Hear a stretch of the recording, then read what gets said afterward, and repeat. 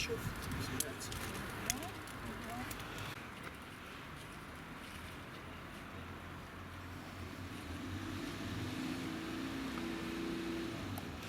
C'est le 20 novembre, c'est la journée du souvenir trans, du coup qu'on appelle TEDOR, mais c'est la version anglaise. Donc une femme trans qui a été assassinée, où l'enquête a été bâclée et qui allait tomber dans les oublis des meurtres systémiques des personnes trans dans le monde.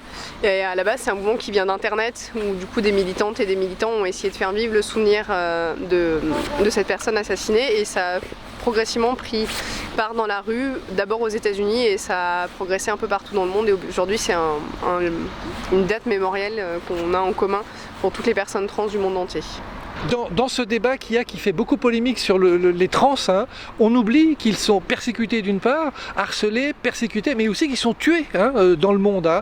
Est-ce que vous n'êtes pas inquiet par rapport à ce qui se passe aux États-Unis, et puis que ça fasse tache d'huile encore plus en Europe et en France? Par rapport aux États-Unis, on a des raisons d'être inquiets. Déjà parce que la plupart des paniques morales qu'on voit, les débats qu'on voit viennent en général des États-Unis. Les récentes... on voit, nous, un début de mouvement anti-trans. On a eu des lois anti-trans un projet de loi qui a été lancé au Sénat en milieu d'année. C'est des mouvements qu'on voyait venir parce qui naissaient aux États-Unis. Donc oui, il y a une certaine crainte en voyant ce qui s'y passe. La montée de l'extrême droite américaine, elle n'est pas que américaine, elle est sur l'Occident en entier. Et qu'en fait là 2027 c'est une date qui paraît assez terrifiante pour beaucoup de moi, et c'est pas que les personnes trans, c'est aussi toute la communauté LGBT en entière qui se sent concernée, et je pense qu'on aura les mêmes phénomènes qu'on a pu voir dans les discours des personnes trans aux États-Unis. Il y a pas mal de personnes qui ont envisagé de détransitionner pour se protéger pendant le mandat de Trump, et en fait je pense que ce sera la même chose si Bardella ou Le Pen passe.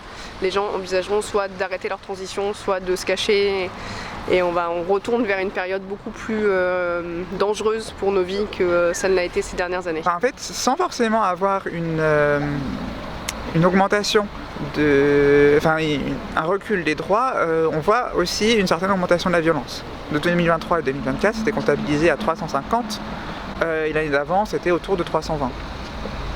Enfin, bien sûr qu'il y a des discriminations au travail, il y a des discriminations à l'accès au logement, etc.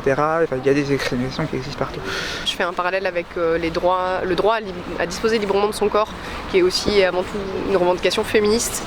Et que globalement, là où on s'attaque aux droits trans, c'est souvent les prémices d'une attaque aux droits des homosexuels, puis des femmes, puis en fait de toute la population, et de leur liberté à disposer de leur corps comme ils ou elles le souhaitent. Et on voit partout en Europe et en France du coup ces attaques, notamment des attaques assez vives qu'on a pu voir ces dernières années contre le planning familial, suite à leur prise de position vis-à-vis de la communauté trans et de leur soutien aux personnes trans quant à l'accès aux soins et à l'éducation sexuelle.